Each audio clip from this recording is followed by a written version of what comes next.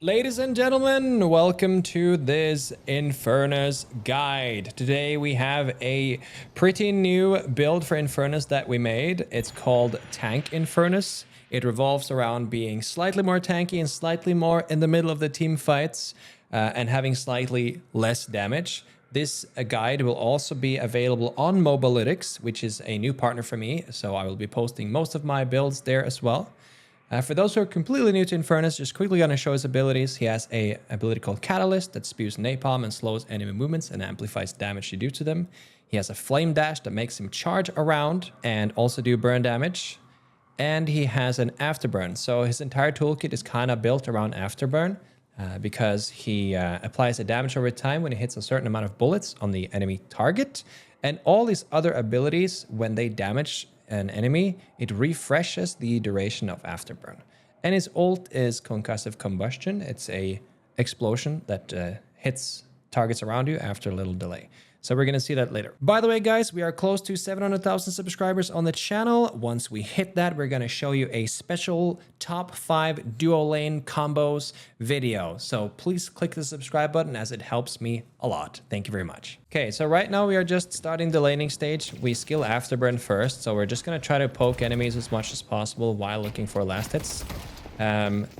Infernus has a pretty high bullet velocity, so he's pretty good at last hitting, but his ammo capacity is very low in the beginning. So you'll notice that sometimes you'll have to shoot the troopers a few times and then apply the burn, but you don't just like spray the troopers because you're going to end up being out of ammo when the orb spawns. So make sure you always have some ammo left for when the troopers are about to die, so you can last hit the orbs.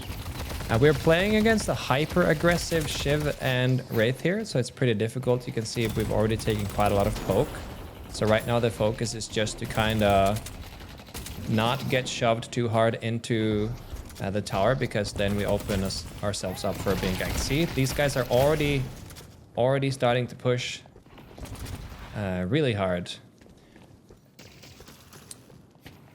If you look at the top, you can also see that they are already ahead of us in souls. So now we're already kind of behind a little bit. So when you're behind like this, the best thing you can do is just to try to not die. If you have to sacrifice a last hit, that's okay. But just always try to not die. Infernus is a very strong laner, but he's hard to come back from a losing lane because he's pretty squishy. But if you can get burn stacks on the enemies, you can do quite a lot of damage to them, which gives you frees up more space to get last hits. But you can see here, these guys, because they got an advantage early on, they're not letting us back in the game right now. And we are just constantly taking damage and being low. So for this guide, you can also search up this guide in-game. It's called Tank Infernus. You can just search for AverageJonas, or you can find it on Mobalytics as well. And it doesn't come online in the beginning. You're definitely going to be farming quite a bit. 4 minutes in, now we've bought Headshot Booster to do a little bit more harass damage. Also because you need a certain amount of bullets to apply the Afterburn. Some fire rate also helps, and Enduring Spirit is just great on any hero that does a lot of spirit damage. One thing to be very careful about is when the enemies pass the 3k mark. You can see that there is a icon here that basically tells you that they have their ultimates. You don't have yours yet because you haven't passed 3k. This is a very important time in the game where you do not want to fight unless you have teammates who gank for you. So we notice that our 7 here is already at almost 4k, and he's coming in from the side, and he tells us that he's here to gank, and he's pretty strong. And because these guys had an early advantage as us, we kind of know that they're going to keep being aggressive, because that's what they've been doing for the last 5 minutes. So let's see what happens next. And there we go. He gets a stun onto Wraith. She's pretty low, and she dies from my burn. This is gonna make a hell of an explosion. Shiv is hiding in the veil, so I pop my ult. There we go. We stun him, stopping him from getting away. He tries to parry, and he dies too. And notice one thing now, guys. We have been behind this entire laning stage, but you can see how like we almost caught up in souls already. Not Dynamo, because he's been a little bit more unfortunate, but trading kills can be so impactful to kind of revert the souls lead. One thing about playing Infernus that is important to remember is that if you feel like you're behind on souls, just go farm. You have a lot of important items you need. You have to get toxic bullets. Soul Shredder is one of the first 1250 items you buy, because as soon as you apply your Afterburn, it starts ticking and it does 10% extra damage and also starts healing you. And the same also goes for Infuser. It's also a great item very early on. So we already try to get some sustain with Spirit Lifesteal items here. You can follow this whole... I'm not going to explain every item because the guide is available both in-game and on Mobalytics. But basically what we do now is that because the laning stage was pretty rough and there was a lot of back and forth and a lot of ganking, we kind of just want to slow down the tempo of the game a little bit and start farming. And Infernus is really good at jungling because he can apply Afterburn to all the targets, and then he can either use Catalyst or Flame Dash to refresh the Afterburn charges. And this is something important to learn how to efficiently farm the mobs. See, now I apply Afterburn on one, Afterburn on another, and then I charge through them. And now look what happens. I'm constantly refreshing the Afterburn charges on those two mobs, and you can easily clear a tier 3 camp 8 minutes in without with barely any items. So this is specifically a tank Infernus build, but it doesn't really get tanky straight away because it's very important to farm your items. Now see, I'm doing the same. I'm applying the debuffs to all targets, and then I line them up, and then I threw the catalyst at them. And since I lined them up, I hit catalyst on all 3 targets, and now it refreshes the Afterburn on all 3 targets as well. And you can see here that I'm getting an early toxic bullets. It just helps you farm better. Toxic bullets is probably the most mandatory item on Infernus because of how well it synergizes with the Afterburn. Because now you can see that whenever you're shooting targets, it's applying 2 debuffs instead of 1. So now you both apply a bleed and a burn. Bleed damage over time, and it also reduces their healing. So it's just a great item to have on Infernus. And it just makes you a super strong 1v1 hero. So right now we're still just farming, not too much exciting going on. You do have Flame Dash to escape. So you don't need to be too scared to start split pushing a little bit and pressure their walkers. Of course, you should always look at the minimap where the others are. But you can see here now Shiv is about to come in. And that's enough for me to get out of there. But it's important to keep, like, when you have an ability like Flame Dash, it is pretty good to start pushing up the waves, because the waves do give you a lot of farm. One thing to bear in mind also, before 10 minutes, it's completely fine to just stay in the lane if you're farming the lane well. If you and your duo is winning the lane, you guys are constantly getting the same amount of souls, but after 10 minutes, the soul sharing mechanism is over. And at that point, you have to have a really good farming pattern. You need to get through the jungles as much as you can. And you need to start looking for where there's a lot of stuff to farm on the map. If that is split pushing or if that is jungling, that depends on what your teammates are doing as well. But because we have a 7 on the team as well with 10k, so he's probably going to be farming a lot as well. But because you have Flame Dash, you do have the ability to also split push quite a bit and then charge out of there. But before 10 minutes, you don't have to leave the lane that much. Sometimes it's enough to just shove out your wave quickly and then farm a camp nearby and go back to the wave. So yeah, the early game for Infernus isn't really that interesting. You're just getting kind of your core items. So we're going to skip a little bit more. Now we've gotten a few more items. We've got Healing Booster and Spirit Lifesteal. Spirit Lifesteal is just essential on any Infernus build. It makes you a lot tankier. And we also got a Quicksilver Reload that we imbued on Catalyst. So they recently buffed Quicksilver Reload to not get activated when you are max ammo capacity. And this is actually a huge buff to Infernus, because the reason why I didn't want to buy Quicksilver Reload on Infernus before is because you want a Catalyst as soon as you charge into the enemy. You don't want to wait with using Catalyst because it applies a debuff that slows and makes you do extra damage.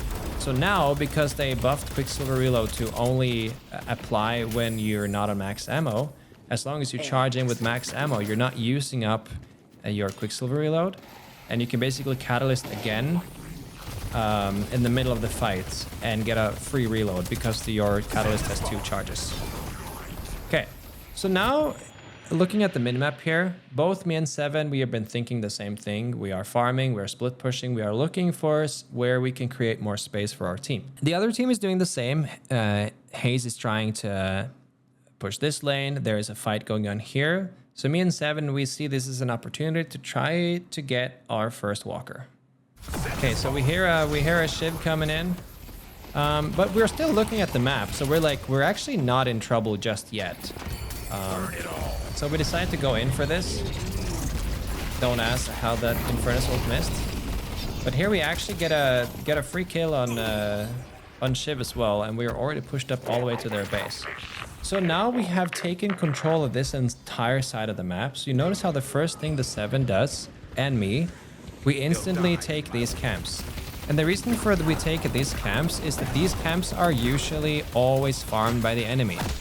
So now we are technically stealing farm from the enemy as well as giving ourselves more farm too at the same time. So whenever you push up somewhere, instead of pushing to the point where you are in a very exposed position, it's okay to push maybe 75 to 80% of what your potential is, and then go back and start stealing camps on the way. This will give you more farm and give the enemy team less farm. So basically me and the Seven, we are just trying to both farm as much as possible. Infernus and Seven are both kind of hyperscalers. They scale really well with items and they are super strong late game. But it is a lot harder when you have two of them on the same team because they kind of want to do the same thing. Now we've gotten to the point where the tank Infernus build is starting to take shape compared to the more damage focused builds. So we're buying bullet armor here, and we're also going to get spirit armor very soon, and finally leech. Those are like our three main items we want to get, and we don't build out these items. So duration extender and mystic vulnerability can be upgraded to stronger items, but we actually are fine with just keeping these 1250 variants of these items because afterburn toxic bullets is already very strong, and toxic bullets does percentage based damage, so items don't actually buff the damage from it other than giving it longer duration. Now this is where kind of we separate the tank build from normal builds, is that we keep getting stronger vitality items, and that's going to help us fight a lot more. Yeah, so you guys can notice that like the early to mid game for Infernus isn't necessarily that exciting. It's about staying ahead in souls. So you can see that both teams are very even in souls still now after 20 minutes, and we are both just kind of trying to fight for map control. There's not that much happening. 3 of the walkers are still up. We only have 1 flex slot, which is something we probably should do something about. And we have... oh, here we go. Here comes the fight. Let's see what happens here.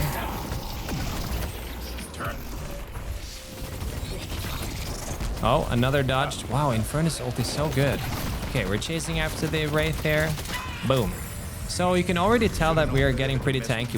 We tanked quite a lot of damage there. We're still healing. And now there's a pocket on our ass. And I'm getting knocked down. And oh my god. We're still alive. Oh my god. You see that? Look at that. Look at that sustain. Ooh, ooh, ooh, ooh. But can...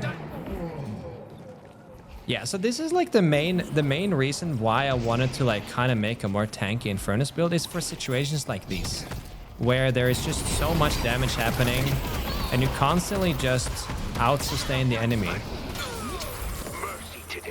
And now we are starting to become powerful. Now we've got 8,000 souls in the bag. The soul count is still pretty even, but we are kind of focusing on scaling, and we're also getting a mid-boss here. And securing mid-boss at this stage is extremely important because not only does it give you health buff, it also makes all your creeps stronger, so it pushes up the lane. Anyway, here comes Wraith. She's going to try to intercept.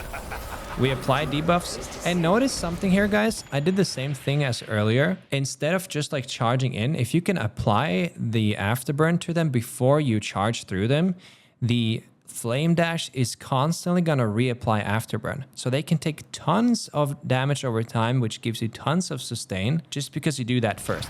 So just notice that here when we're approaching the Wraith. And Wraith is like almost the same soul count as us. So we see her here. Instead of just charging straight away, we got the burn on her. Now we charge through.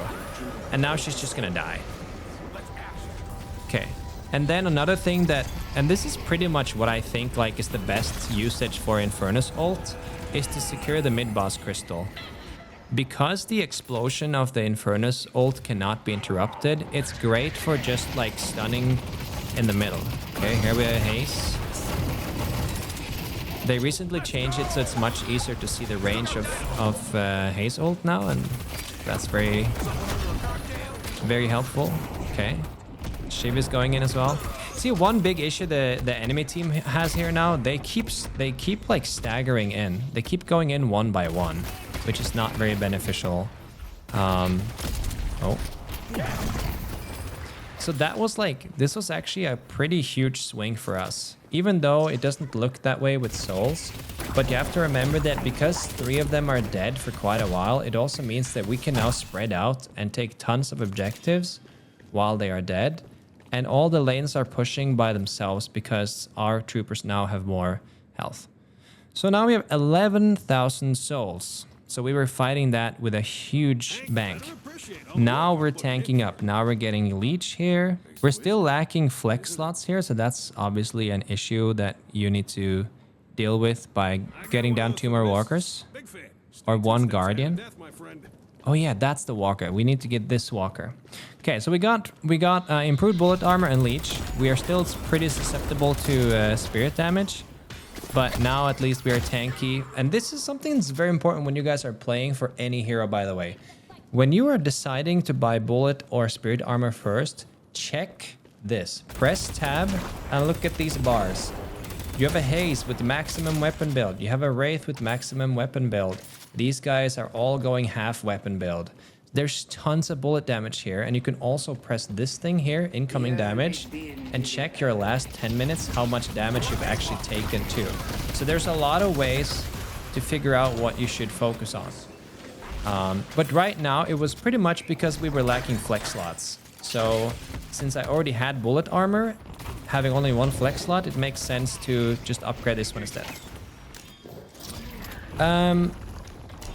Another thing that's important to mention here is that this walker is very low, and the enemies know that we need to kill this walker to get another flex slot, and that's going to be a big boost for us because now our team is starting to get kind of gate kept behind only having 1 flex slot. So what do? They have 3 people trying to protect it instantly, and they kind of make us fight for it. So let's see what happens next. Okay, so Wraith is going in deep again. I'm trying to cut her off. Okay, she was kind of out of position there. We're already doing so much burn damage. And see the same thing again. I applied the debuffs first. Applied the debuffs first and then charged through. And he's dead. I see mirage. And once again, like I mentioned earlier, because we are now pushed far up, it's really important to also steal the camps that are on their side of the map, because this just gives you an advantage over time. And that's why the soul count is so even still, is that both teams are pretty good at taking map control and then farming the objectives nearby while you have that map control. So now we finally got our second flex slot, and this is where I will say that the biggest power spike is for this build, because now we are about to get leech, improved bullet armor, and improved spirit armor. Again, this is very different from other Infernus builds, but this is obviously the more tanky variant. Now we have like good reason to fight. And also one thing I forgot to mention earlier is that when you are jungling, you build up a lot of unsecured souls. So whenever you decide to take fights or not, you should have in mind whether or not you have a lot of unsecured souls. And the reason for this is because not only do you risk losing a lot of souls if you die, but it also means that your power level isn't as strong as your soul count represents. So let's say that you have 4,000 souls and 1,000 of them is unsecured. This means that your power level technically would be 4k less than what it says here. So now we've spent all of our souls. We have no unsecured souls either, meaning that this is an excellent time to fight, and it's also an excellent power spike. Okay, so now we're kind of like in a good spot. The soul count is still pretty even. It's also because they have a haste that is like omega farming. But now we want to fight. Okay, so now we get ulted by Wraith here. Doesn't really do much. And she dies. That's unfortunate. That was a little bit greedy there from Wraith. I think is she playing like the assassin build? Yeah, that's why. She's playing Shadow Weave. When you play Shadow Weave on Wraith, sometimes you get a little bit too aggro, and I think that was one of those situations. Gotta run. Also, by the way, it's always so satisfying to farm this camp with Flame Dash. It just clears the entire bottom with like one Flame Dash. Also, by the way, just to address one thing, because I know a lot of you are going to ask, where is the Ricochet? And I would love to answer that question. When you play a regular Infernus build, you usually get Toxic Bullets, and then you try to get Ricochet pretty early to be able to farm faster. The difference between this build is that you want to get online earlier and be tanky earlier, so you don't want to spend 6,200 now souls on an item that increases your farm speed. I know it also increases how much you apply your debuffs on the enemy targets as well in team fights, but in a lot of situations in the mid game, Ricochet makes your team fight weaker until you have your full build. So this build has Ricochet as an option for late game, but because you have gotten all of your main combo pieces to be tanky, and then you buy Ricochet to apply debuffs. So yes, you trade off some early farming speed for that, but guess what? Infernus still has insanely fast farming speed, but it also means that you're ready to fight much sooner. And that's what makes this build a little bit different. That's why I like to play this build better, because I feel like I can be more active early game and I don't feel as weak. There's also options like Ethereal Shift if there's a lot of bombs to dodge or whatever. But anyway, that's the reasoning why there's no Ricochet yet. We hear that there's a fight going on. Dynamo is being chased by a Shiv, and we come in to try to help. We pop our ult. Dynamo's dead. And here we go. We have a 1 versus 1 versus Shiv. We have so much sustain. Look at my health. Oh my god. And now a haste comes in too. But Shiv is already dead. So now it's a 1v1 again, but you're pretty low.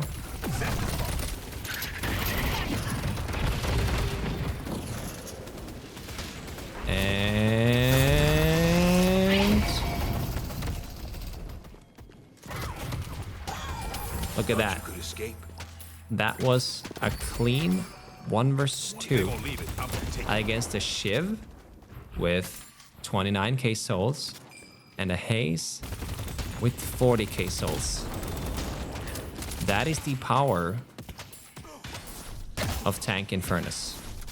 That is why we have Spirit Lifesteal, Healing Booster, Leech, Improved Bullet and Spirit Armor, Suppressor to slow down their fire rate, and Berserker. Funny enough, the souls are still pretty even, and this is very common when like we're getting into a pretty high elo lobby, because both hyper carries know how to take space and farm the map. So you win a 1 versus 2, but the game is by no means over. But this just gave us a massive souls gain. We are up at like 40k now. Also, remember to shoot these golden statues, by the way. They give weapon buffs, fire rate buffs, cooldown reduction, health, and these are permanent buffs. Okay, let me see here. Okay. Shiva's come back for more. And Haze. I guess they didn't learn their lesson. Here we go in again. Shiv and Haze. Oh, we missed their ult again. Maybe it's a skill issue, but I think Infernus ult is really bad. Also, I just want to say, I think Infernus is really strong against Shiv, by the way. Obviously, we are 10k ahead now, but Shiv relies on, like... You kind of rely on the same thing, where you do a lot of heal over time and damage over time. But Infernus has so much sustain, and when you get your Catalyst leveled up, it also does 40% healing reduction, and you get extra lifesteal. Notice now we bought Ricochet because now we have all of our combo pieces. We feel comfortable with being tanky enough, and we also got Mystic Slow. So we upgraded our suppressor to Mystic Slow. Oh, here comes the big fight. Comes the big fight about the mid boss. Oh, he tries to go for the whirlwind steal, tornado steal. Didn't work. We are just chilling. Our health is full. And now we're starting to get ahead in souls. Now we are 10k ahead. We got mid-boss again. And we have definitely kind of hit our power spike. Mystic Slow is applied now to... And this is another reason why Ricochet is good here at this late. Oh, what's happening here? A little haste. Oh shit, she pops unstoppable. She ults. Oh my god, look at that haste ult, guys. Oh, we're just like spraying into a return fire. Also, this is a haste with the same souls count, by the way. This is not like someone who's just like underfed.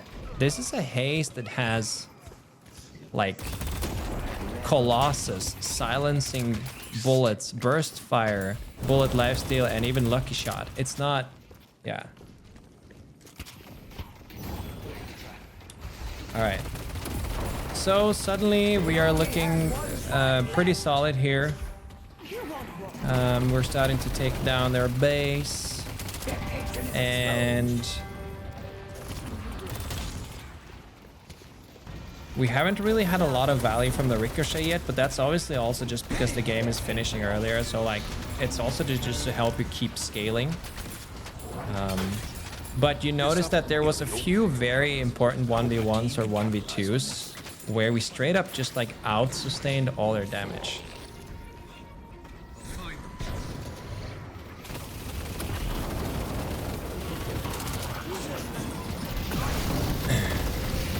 And boom. Okay. So, also, by the way, one thing I have to say, guys, is that if we look at the post-match screen now, one thing you'll notice is that we didn't have the most damage done. We didn't have the most souls farmed. We were close, but we also had a 7 who were farming a lot. But look at our healing. That is one thing to have in mind. The other thing is also that it's important to remember that these stats, they don't blindly represent how much impact you have in the game.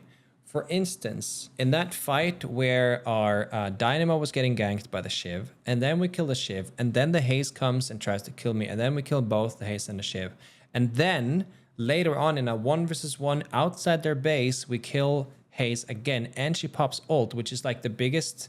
Haze bullet dance is like one of the biggest ways of like defending an attack, and it's got a long cooldown as well. These kind of fights are extremely important in the late game to win, because if you look at their soul count, like if you kill Haze, that is their biggest carry. So just to recap, overall, you farm a lot early game. If you have a bad landing stage, it's completely okay to go to the jungle to come back. You don't have to be greedy on fights. You should rather be greedy on jungling. You should try to always stay a few thousand souls ahead of your teammates as well as your enemies. And you don't really want to take fights unless you are absolutely sure that this is a good fight to take. And the way you are sure that it's a good fight is, do you have any unsecured souls? Okay, no. Okay, do you have a lot of souls on you in general? Because that means that your power level doesn't represent your souls count. So whenever you buy a new item, whenever you just got leech, or whenever you just got your bullet armors and so on, that's your power spike. That's when you are the strongest and have the biggest chance of getting an advantageous fight out. Anyway, I hope this was helpful. I know that these guides are a little bit more like I'm winging it because it's like a VOD review in a way, but it's also because I stream a lot, so it makes more sense for me to make these guides while I'm streaming, and I hope this helped you. And don't forget to try out the build in-game. You can search for Tank Furnace or AverageJonas, or find it on Mobalytics. We'll also put links in the description down below. And we are close to 700,000 subscribers on my channel. And once we get that, we're gonna make a special video about the top 5 duo lane combos you can play with your friends. Thank you for watching.